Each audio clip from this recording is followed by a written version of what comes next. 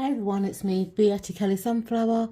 So I thought I'd hop on today and do an unboxing and flip through of my latest tarot deck. And this deck is called the Velouria's Tarot by Samantha Rook.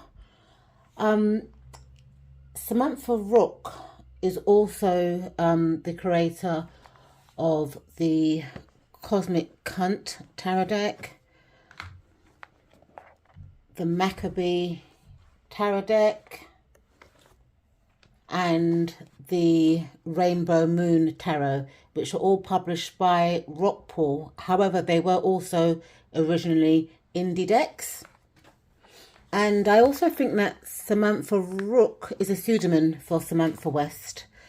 So this tarot deck looks very similar to a deck called the Penelope Tarot. So I'm wondering if this is the Penelope Tarot gone mass market. Velouria's Tarot, an intuitive tool for finding hope. See if I can read this writing. This sweet deck takes a look at what we perceive femininity to be, especially in tarot, and challenges it. Its cheerful and soft artwork encourage readers to find the bright side in the worst circumstances. Feminine energy can be strong and powerful, yet vulnerable and emotional. And Velouria's Tarot takes the traditional gender binary in tarot and encourages the reader to take a new perspective on what feminine energy means. And this is a Rockpool published deck.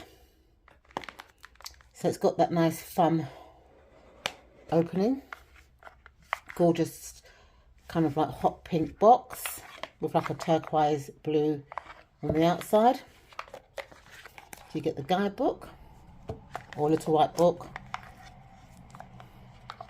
So before we go into the cards, let's have a look at the guidebook. It's 172 pages, which is quite a lot considering the size of the book. So the index has an introduction, how does tarot work, the major arcana, the minor arcana, then it goes into each of the suits, the swords, wands, cups and crystals, and it talks about the author.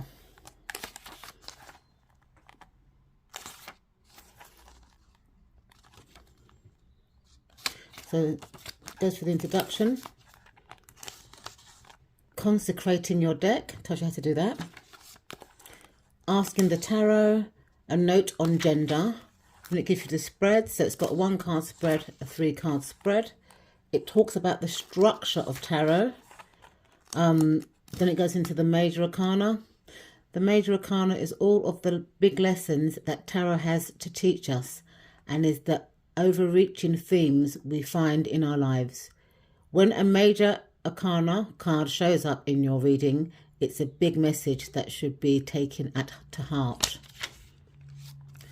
So for each card you get a colour illustration and a blurb. I don't think there's any reversals, so let me quickly read out the Fool for you. The Fool is a fresh baby entering the world for the very first time. Everything is new to the Fool, and their lack of experience has a sense of naivety and wonder. This card calls on us to jump into a new adventure or take a leap of faith. If there's an opportunity calling you, this is your sign to jump in with both feet. Be aware of your own limitations and lack of experience. Just like a baby crawling towards the edge of the sofa, you may be unaware of the consequences of your adventure. Keep an eye out for trouble and remember to rely on others who are more experienced to catch you. Oh, that's a nice explanation. So there is no reversals. So does that for each of the major arcanas. Let's see what it does for the minor arcana. It does the same thing. Colour illustration and a blurb. So let's quickly read about the author before I show you the cards and give you my first impression. About the author. Samantha Rook is an artist, designer and illustrator located in Providence, Rhode Island. She was born and raised in New Jersey, USA. Her mother encouraged her to pursue any avenue that interested her, which led her to experimenting with all forms of art.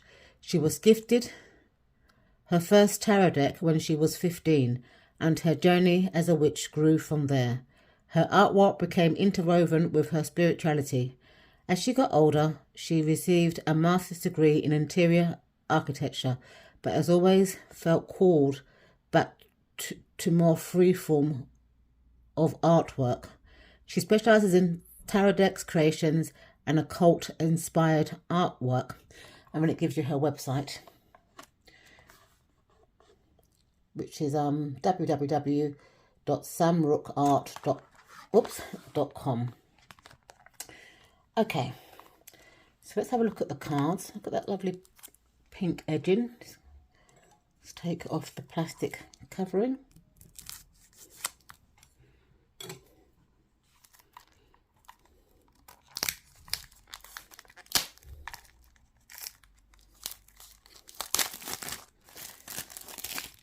So I would say that these cards are more pocket size, because if I compare them to a regular RWS, you can see that they're a lot smaller. So they're more like the size of a pocket size deck or a deck in the tin, and they've got beautiful rounded edges. The backs are reversible. Gorgeous. I am loving this pink edging. I think I tipped it a bit when I opened it there. Okay, so let's have a look at the cards. They've kind of got alien-like features. So the Fool looks like a baby, overgrown baby. The Magician, and as you can see, there's all the tools there for each of the suits. So you got the wands, swords, cups, and crystals. So I'm assuming crystals are pentacles just on first glance. So you've got the High Priestess, the Empress, the Emperor. I find that her art is very distinctive. You know, once you recognise it, you can see it in most decks. So you've got the Hierophant, the Lovers, the Chariot, which is a car, Strength, which is a nice, beautiful cat, the Hermit, the Wheel of Fortune, Justice. So you got the scales and the knife, but no blindfolds to show impartiality. The Hangman, acrobat or ballerina, Death, Temperance, you know, finding that even mix or moderation.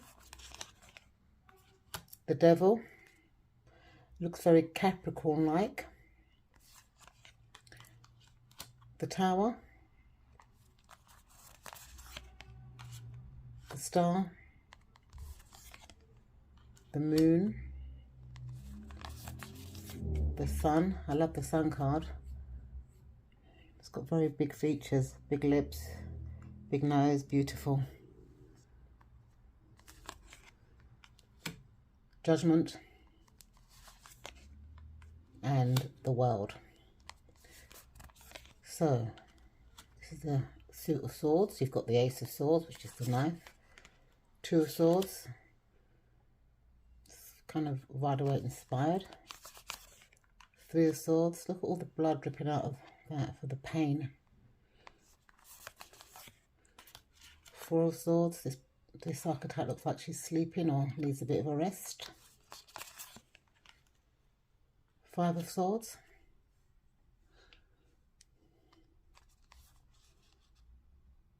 She got the sword over her mouth, because I always see the Five of Swords as someone that's got like a sharp tongue for some reason. I always do interpret that card as that. Six of Swords, moving to safer waters. Seven of Swords. Eight of Swords. She's got the feeling of being trapped. These cards are kind of semi-pippish, but then the archetype kind of leads to Rider-Waite-Smith. So I'd say it's more like a Pip Rider-Waite deck. It's interesting. 9 of Swords, the Nightmare card. And, oh, look at the 10 of Swords. So moving on to the court cards, you've got the Page, the Knight, the Queen, and the King. So next suit is the suit of Wands. Got the 2 of Wands there. That looks like an arch, isn't it, that she's looking through. The 3 of Wands.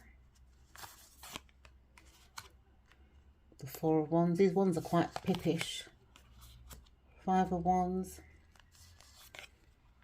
6 of Wands. 7. So that person's standing their ground. 8 of Wands. 9 of Wands. And 10 of Wands.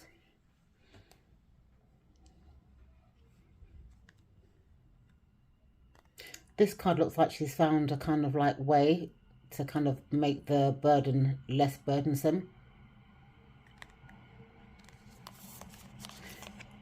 So you've got the Page, the Knight, the Queen,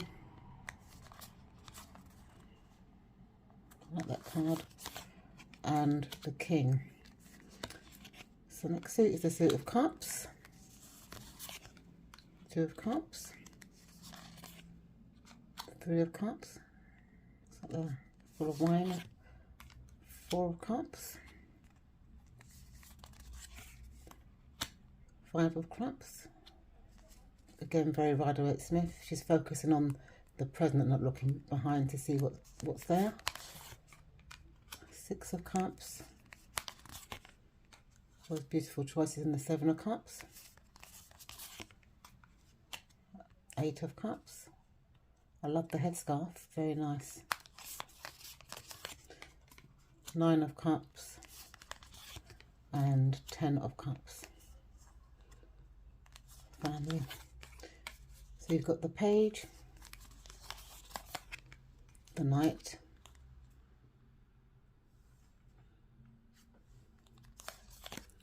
the Queen, and the King. So moving on to the final suit, which is the suit of crystals, which I guess is the pentacles or coins in other decks. So you've got the Ace, the 2 of Pentacles, sorry, the 2 of Crystals, 3 of Crystals, 4 of Crystals, 5 crystals, that's 6 of Crystals, quite generous there, 7 of Crystals, 8 of Crystals, working hard to perfect their skill, 9 of Crystals, and 10 of Crystals. Moving on to the court cards, you've got the Page, the Knight, the Queen, and the King. It's gorgeous. I really love the colouring in this, like the pink kind of tones. Lilac-y pink. Let's see how these cards shuffle. Yep, beautiful. Really smooth actually. And the card stock is quite flexible, so I'm sure they can be riffle shuffled. Quite matte kind of feeling. So what are my first impressions? I love it. It's very kind of alien-like, all feminine. So obviously it's not diverse because it doesn't depict other genders. But some of the facial features I think could be cultural, and it does also kind of include body size, because there are a few people in this deck that are full figured, but it doesn't seem to represent, oh, it does represent age, because I say this archetype is more kind of middle-aged, so it does, but it just doesn't seem to represent gender, so it's semi-inclusive. So I'm looking forward to working with this deck. It is kind of like Rider-Waite is inspired, but but some of the court cards are pippish, but they've got like a prompt, so that if you're a Rider-Waite girl like me, you can still kind of figure out the pip. It's a beautiful, beautiful pocket-size deck, and as I said earlier, I do think this deck is the Penelope deck mass-produced. So I will leave a link in the description bar should anybody be interested. Thank you so much for watching, and I'll see you in my next video. Bye for now.